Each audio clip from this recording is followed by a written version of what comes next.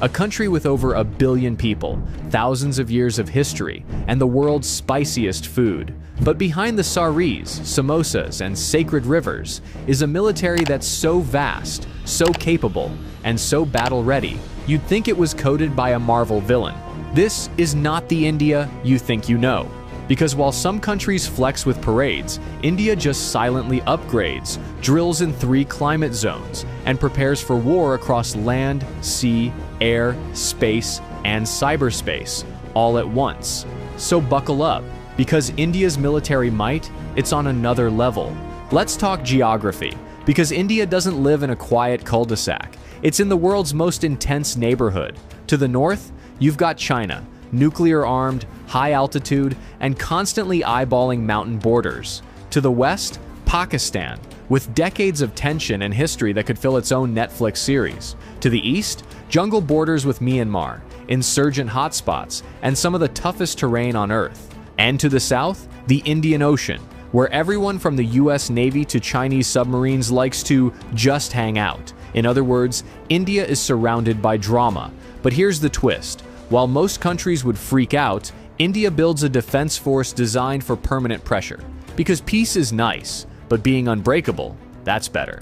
India's army isn't just big, it's seasoned. With over 1.2 million active personnel and hundreds of thousands in reserve, it's one of the largest standing armies on the planet.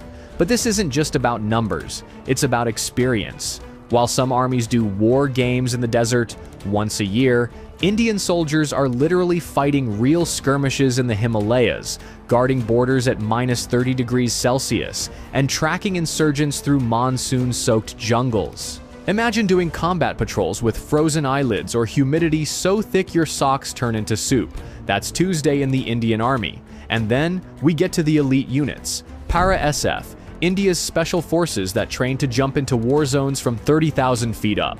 They go behind enemy lines and vanish like a WhatsApp status. Ghatak platoons, the army's pointy end of the spear.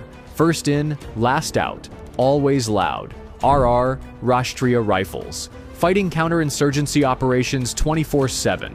Not hypothetical, not training.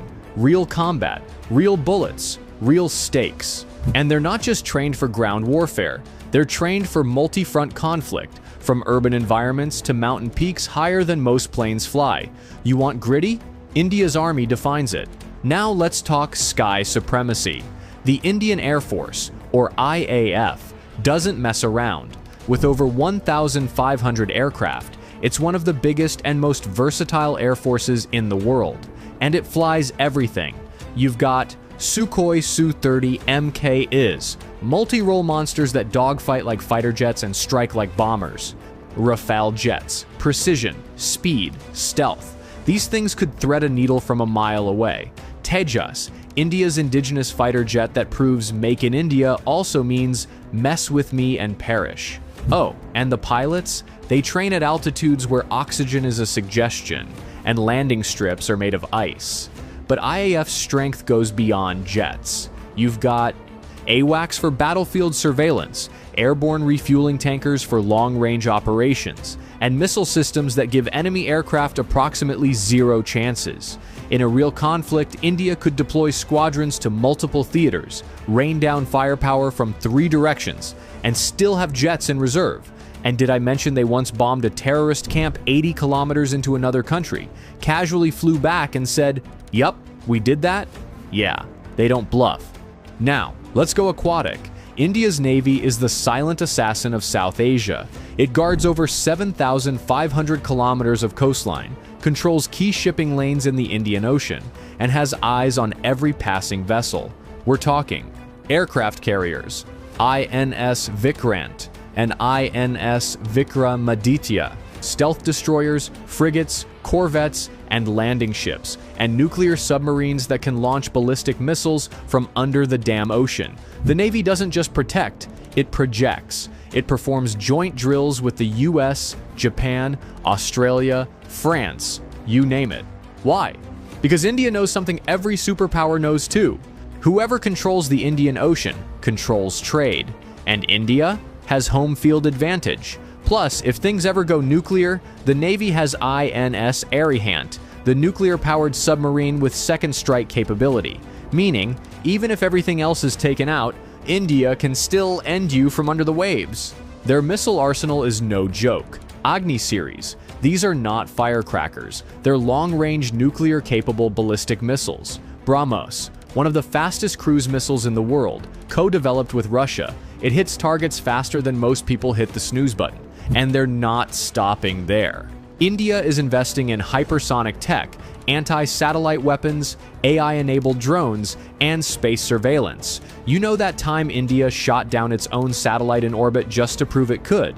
Yeah, that was the military equivalent of flexing in zero gravity.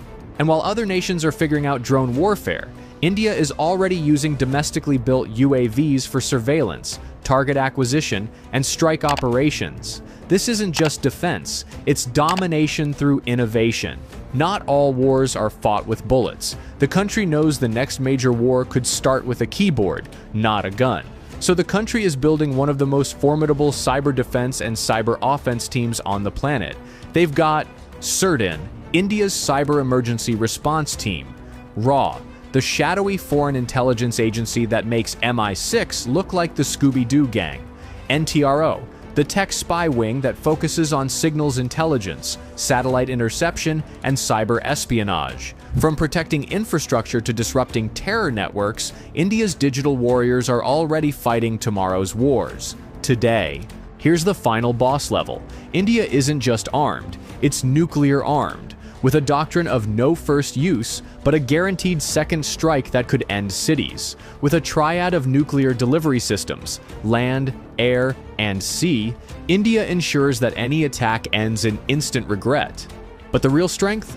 Resilience. India has fought multiple wars, faced insurgencies, and bounced back from terror attacks without crumbling. Its soldiers are battle-tested, its people are proud, and its doctrine is clear. We don't want war, but if you bring it, we finish it.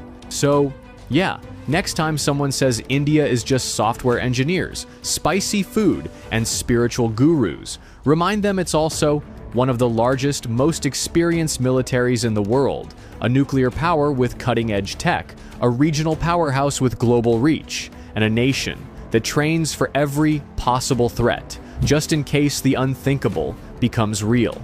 And while India believes in peace, it's fully prepared for war. Hit that like button if you learned something new. Subscribe if you want more military deep dives like this. And remember, never underestimate quiet strength, especially when it has 1.4 billion people behind it. Until next time, stay smart, stay curious, and maybe don't pick a fight with India.